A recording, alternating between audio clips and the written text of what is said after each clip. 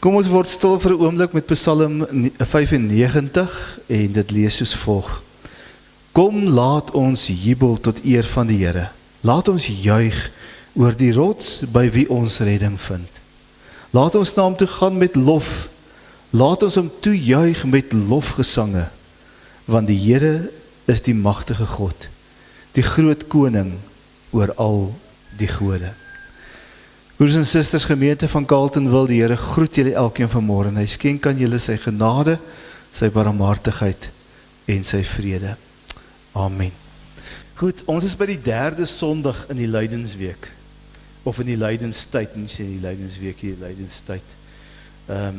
En ons gaan vanmôre stil staan by Johannes 4.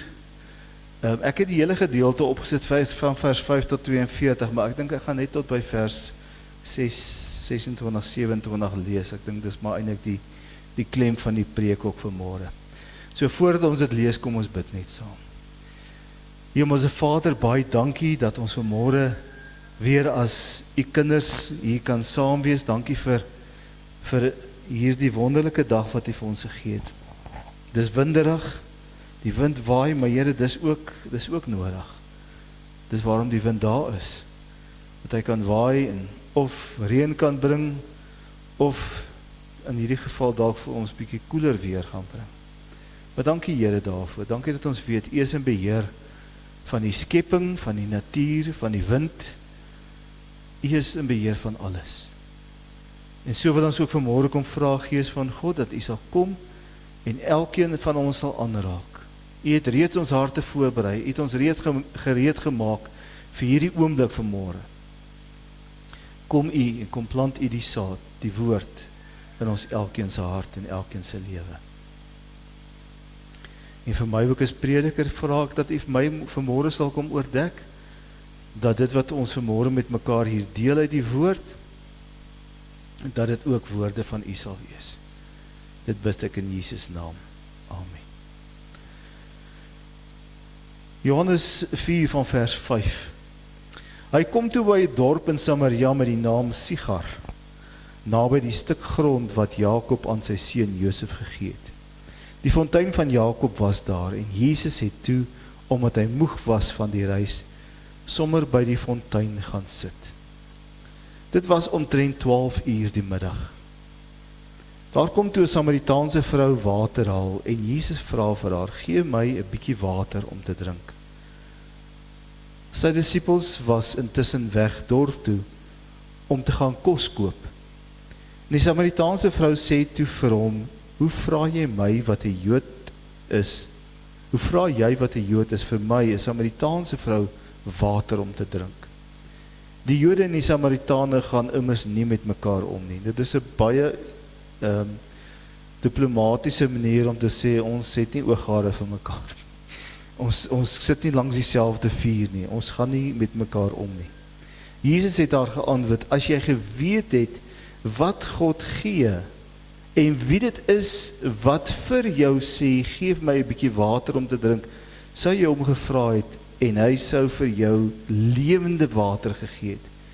Die vrou sê toe vir hom, meneer, jy het nie eens 'n skepding en die put is diep, waar gaan jy die lewende water vandaan kry? Jy is tog nie tot meer in staat as ons voorvader Jakob, wat hierdie put vir ons gegee het nie. En self saam met sy seuns en sy diere daaruit gedrink het nie. Maar Jesus antwoord haar, elkeen wat van hierdie water drink, sal weer dors kry. Maar wie van die water gedrink het wat ek hom sal gee, sal in alle ewigheid nooit dors kry nie. Nee, die water wat ek hom sal gee, sal in hom 'n fontein wees met water wat opborrel en vir hom die ewige lewe gee. Die vrou het vir hom gesê, meneer, gee vir my van daardie water, sodat ek nie meer dors sal kry en nie hoef te kom water haal nie. Hy sê toe vir haar, gaan roep jou man en kom terug hierheen. En die vrou het vir hom geantwoord, ek het nie 'n man nie. En Jesus sê vir haar, dis reg wat jy gesê het, ek het nie 'n man nie. jy het reeds 5 gehad, en die een wat jy nou het, is nie jou man nie. Jy het die waarheid gepraat. Die vrou het vir hom gesê, meneer, ek sien dat u 'n profeet is. Ons voorouders het God op hierdie berg aanbid, en tog sê julle die plek waar 'n mens God moet aanbid, is in Jerusalem. En Jesus sê toe vir haar, glo my, mevrou, daar kom 'n tyd, wanneer julle die Vader nie op hierdie berg en ook nie in Jerusalem sal aanbid nie. Julle aanbid sonder om te weet wat julle aanbid. Ons weet wat ons aanbid, want die verlossing kom uit die Jode.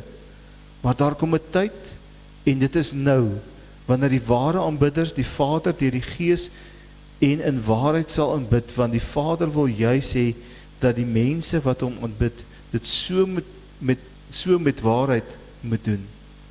God is Gees, en die wat hom aanbid moet hom deur die Gees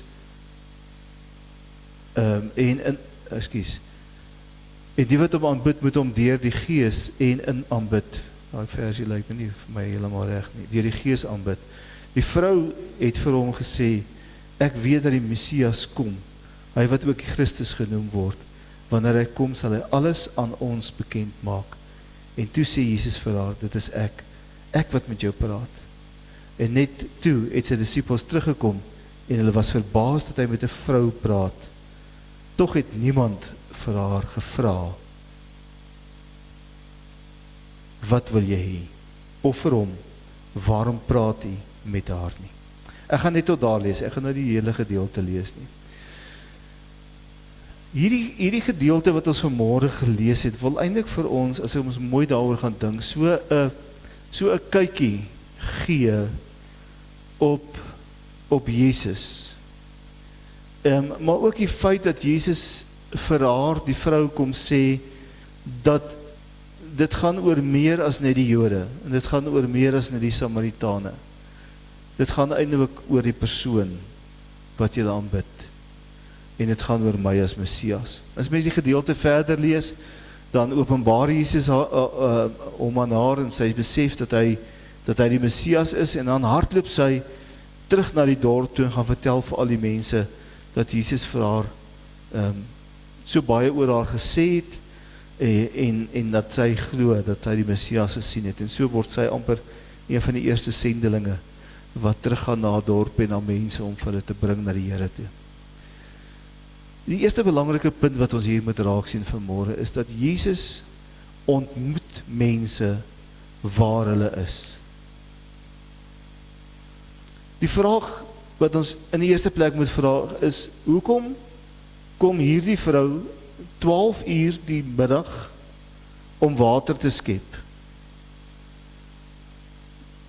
Die van julle wat 'n woestynwêreld ken, weet dat dit nie die tyd is wat 'n mens eintlik wil buite wees nie. Dis warm, die son skyn warm, is ongenaakbaar. En nou kom sy om water te skep. En hierdie water skep is nie maar net om vir haar 'n bietjie water te kom haal om sy dors is nie. Sy het die water kom haal wat sy nodig het vir haar huishouding. Vir was en vir kook en vir kos maak en vir al hierdie dinge. Sy het haar hele dag se voorraad water kom haal. Charles sal iets daarvan weet. Waarvoor Charles van water haal en water dra en waterkanne vol maak daar en bly voor. Dis harde werk. Maar sy kom 12 uur die oggend om dit te doen, omdat sy, soos wat sy later geopenbaar word, nie 'n vrou is van dalk die beste sedes nie. Sy het al 5 mans gehad en die man by wie sy nou is, met wie sy nie getroud is nie haar man nie. So sy het nie 'n goeie naam gehad daar in Samaria nie. Dit was 'n vrou met 'n reputasie gewees, kan 'n mens maar so in ligte terme sê, nie. So die ander vrouens wou nie saam met haar of wou nie gehad het dat sy saam by die put moet wees nie, omdat sy nie ingepas het nie. As jy nou ooit gedink het groepsdruk is 'n nuwe ding, Dit kom al van die Bybelse tyd af, nee. Die ander vroue wou nie saam met haar daar by die waterput wees nie. Hulle wou nie saam met haar gaan water skep, en dalk het hulle sommer daar by die water so 'n bietjie van hulle klere gewas, want dit is nou makliker om daar klere te was, as om nou alles terug te dra, die water terug te dra, huis toe en daar te gaan was. En dan was daar so 'n bietjie gekuier, en ag, soos vroue maar maak, hulle praat maar oor alledaagse dinge, en het jy gehoor van, en so het hierdie gesprek daar rondom die put plaasgevind. Maar sy was uitgesluit. En nou kom Jesus op die tyd waar sy moet kom, en hy kom ontmoet haar daar waar sy herinner word aan die feit dat sy uitgesluit is. Dat sy nie deel is van hierdie gemeenskap nie. Dat sy nie inpas by die res van die mense. En Jesus kom ontmoet haar daar in haar lewe. En ek wil vanmôre vir elkeen van julle sê, is die Here ontmoet jou waar jy is op jou lewenspad. Nie net in kerke nie, nie net op mooi plekke in jou lewe nie, maar ook op die slegte plekke in jou lewe. Maak nie saak wie of wat jy is nie, die Here kom ontmoet ons elkeen op die plek waar ons is, en hy kom vra, soos wat hy vir hierdie vrou vra, wil jy nie vir my water gee nie? Nou die tweede ding wat ons met hier raak sien is, eerstens die vrou se reaksie, as sy vir hom sê, hoekom vra jy 'n Joodse man vir my om vir jou water te skep? En tweedens die disippels se reaksie aan wat ons hier in vers 27 gelees het, as hulle by hom kom vir hom sê, hoekom praat jy met 'n vrou? Want hulle sien Jesus praat met 'n vrou. Hoekom praat jy met 'n vreemde vrou? Dit was vir hulle vreemd, hulle het dit dadelik opgemerk, en dit is so dat dit opgeteken staan vir ons hier in Johannes, dat Jesus met 'n vrou praat, en dit was opvallend vir die Joodse mans, vir sy disippels. Hoekom? As ons 'n bietjie die Joodse kultuur verstaan en ken, dan weet ons dat Jesus het eintlik hier 3 taboes gedoen. 3 dinge wat nie toegelaat is in die wêreld waarin hulle geleef het. Eerste plek, dit was nie vir 'n man geoorloof om met 'n vrou, 'n vreemde vrou te praat nie. Nie eers in die omstandighede waar hy was as 'n Joodse man met 'n Samaritaanse vrou nie, maar in die algemene samelewing sou 'n man nie met 'n vreemde vrou praat nie. Dit was net nie gedoen nie.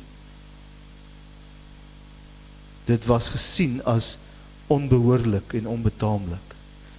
En gesien dat hierdie vrou nou alreeds 'n reputasie het, sou dit nou nog meer die wenkbroue laat lig het, dat Jesus met haar praat. Dit is die eerste ding wat ons hier moet raak sien. Jesus praat met haar. Hulle is alleen by die put, en hy sit met daar by die put, en hy vra vir haar vir water, maar hy praat met haar. Die tweede, Jode en Samaritane, soos ek nou gesê het, om ligteliks te sê, hulle het nie om dieselfde vuur gesit nie. Hulle was nie van dieselfde nie, hulle het mekaar regtig eintlik, en later as ons die gelykenis skryf waar Jesus praat oor die barmhartige Samaritaan, gebruik hy juist 'n Samaritaan om te wys dat hy het genade gehad vir die Joodse man wat amper half doodgeslaan is. Nie die ander nie, nie die Lewiete, nie die priester en nie die ander nie, maar die Samaritaanse man. Was 'n rede daarvoor. Want daar was nie net 'n familietwis nie, daar was 'n, kan 'n mens amper sê, maar 'n haat gewees tussen die Samaritane en die Jode, as gevolg van die geskiedenis. Die oorblyfsels van die Samaritane wat daar was die oorblyfsels van die deel van Israel, die 10 stamme wat weggevoer is na Assirië toe, en nooit teruggekom het nie. Maar daar het 'n klompie Jode agtergebly van hierdie 10 noordelike stamme, en hulle het begin om te vermeng, te ondertrou met die heidense nasies. En natuurlik was dit binne die oë van die Jood en die Levitiese wette, was dit ongeoorloof. So Jode en Samaritane het nie met mekaar in die normale gang van sake nie met mekaar gepraat nie. Des te meer 'n Joodse man met 'n Samaritaanse vrou nie. Dit was nie gedoen nie. Dit was ongeoorloof. En die derde ding, hy vra vir haar vir water. En nou moet ons iets verstaan van die reinigingswette, die heiliging en die reinigingswette wat daar was binne in die Joodse wêreld.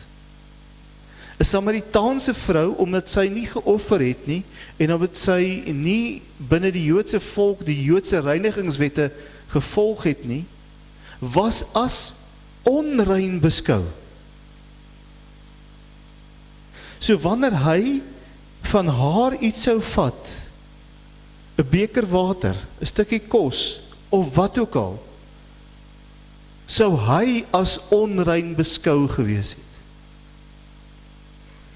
So ook uit 'n rituele godsdienstige agtergrond, sou 'n Joodse man nie iets by 'n Samaritaan gevat het nie, saam met hom gedrink het, of saam met hulle geëet het nie, want jy sou onrein gewees het, en dan moes jy eers die hele reinigingsritueel, so jy moes deurmaak, om weer rein te kon wees, om in die tempel te kom en te kon aanbid.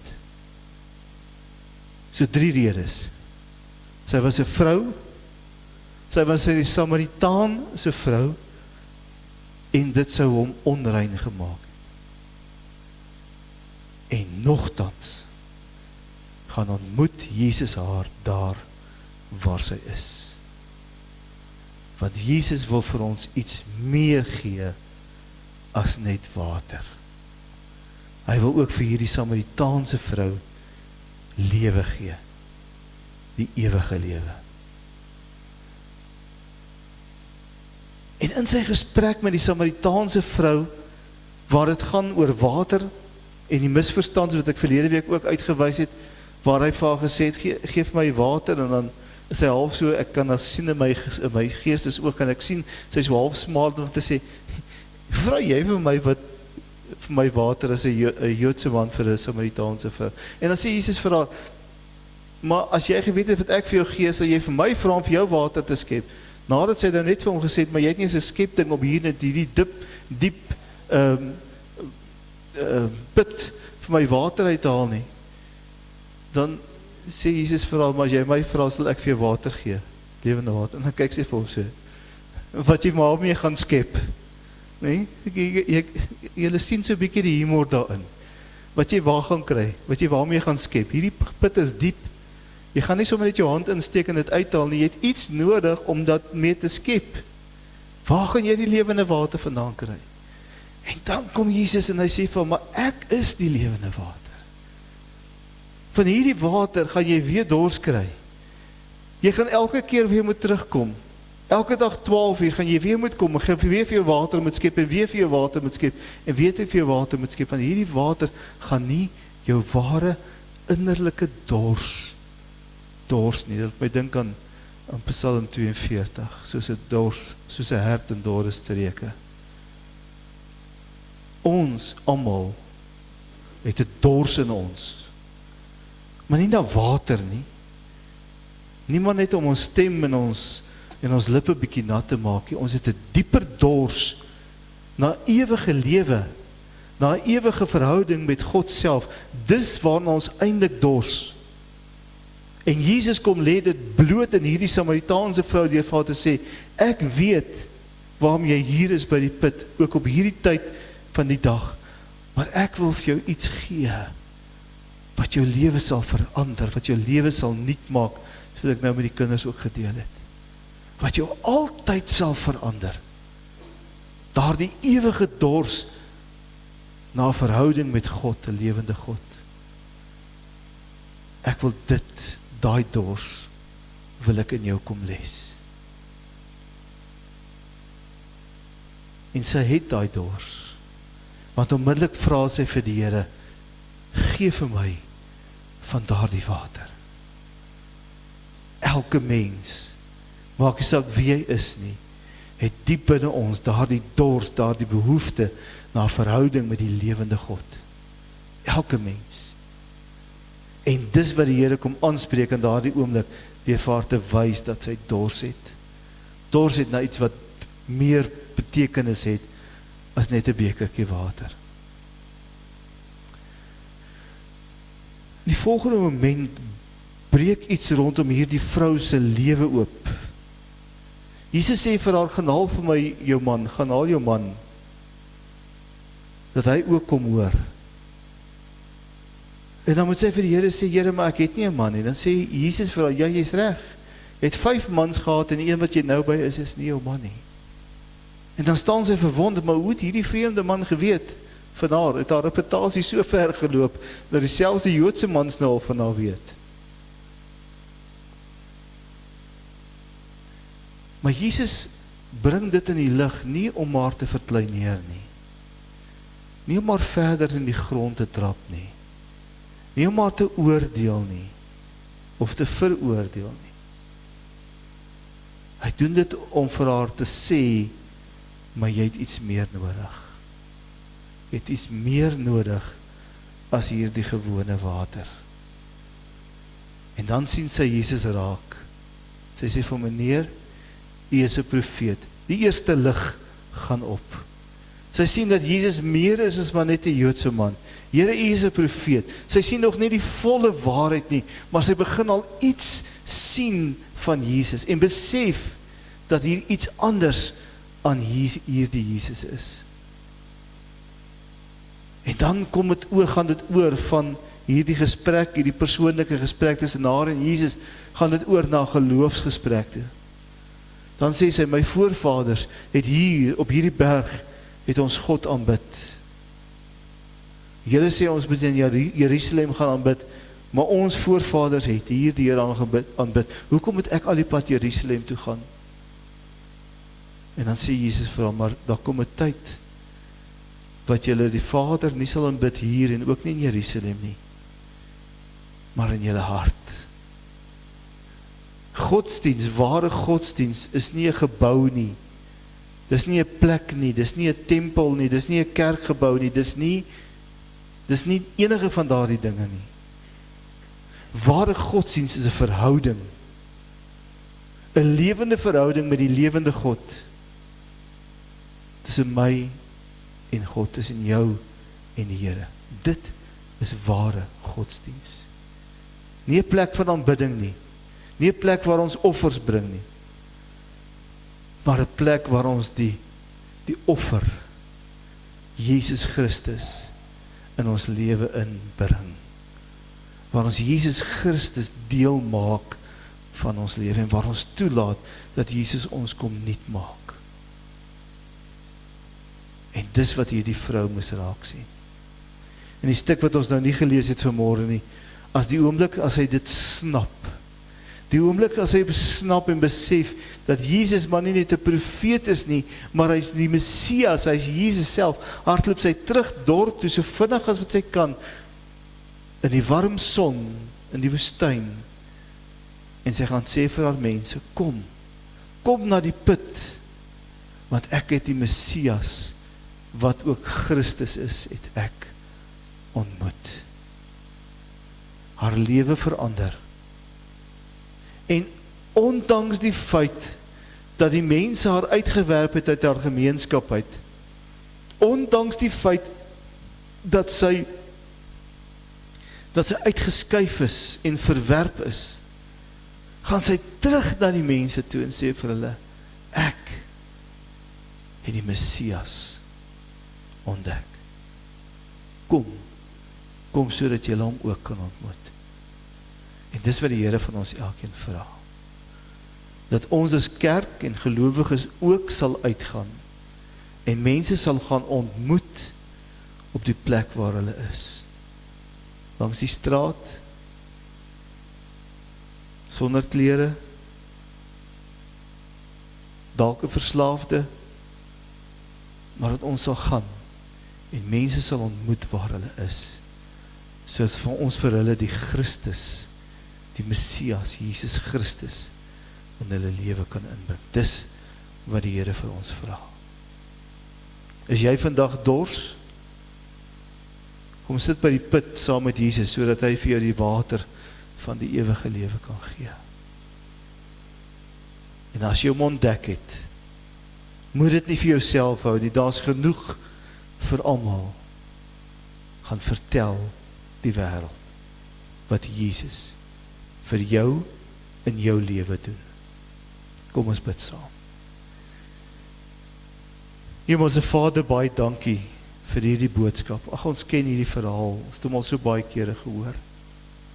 Maar Here, my gebed is vanmôre dat U dit vir ons nuut en vars sal maak vanmôre. Gee dat ons opnuut U woord sal hoor. Gee dat ons opnuut sal verstaan wat U vir ons wil sê. Vader, ons bring aan U die lof en die eer elke dag van ons lewens, want U het ons nuut gemaak, U het ons verander, en is elke dag besig om ons meer en meer te maak, sodat ons meer en meer kan word wat U wil hê ons moet wees. Daar is my gebed vanmôre ook vir ons gemeente, Here, dat ons waarlik U sal ontmoet en ontdek as 'n Here, as 'n lewende Here. Dat ons godsdienst nie maar net 'n gebruik of 'n instelling sal wees nie, maar dat dit 'n verhouding met die lewende God sal wees. Dis my gebed vir elkeen wat vanmôre hier is en elkeen wat sal luister na hierdie preek. Ons loof en ons prys U groot naam. Ons loof en ons prys U groot naam. Amen.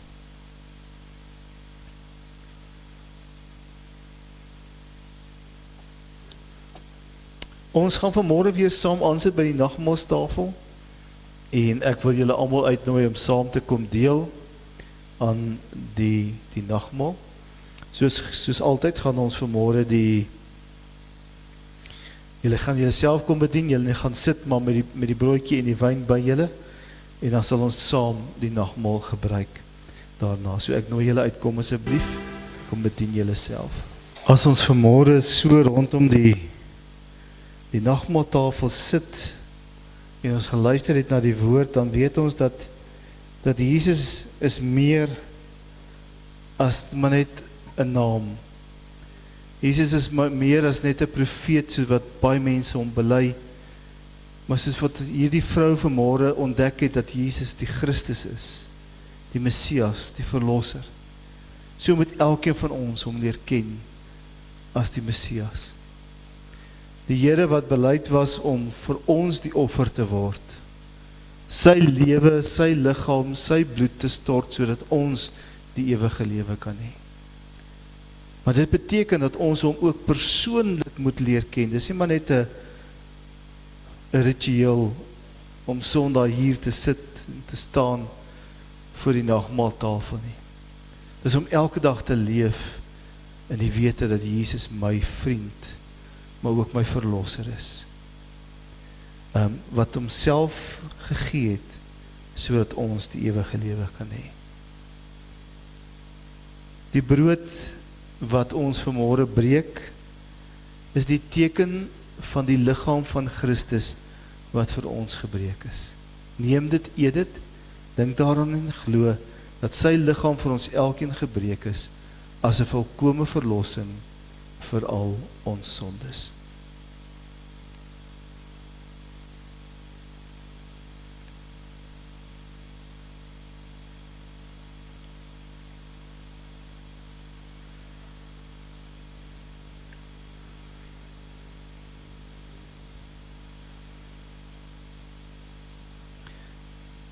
Nadat Jesus die brood gedeel het met sy disippels, het hy die beker geneem, sy Vader gedank en gesê, hierdie beker is die teken van my bloed, wat vir julle gevloei het aan die kruis. Neem dit, drink dit en glo, dat my bloed vir jou gevloei het as 'n volkome verlossing van al jou sondes.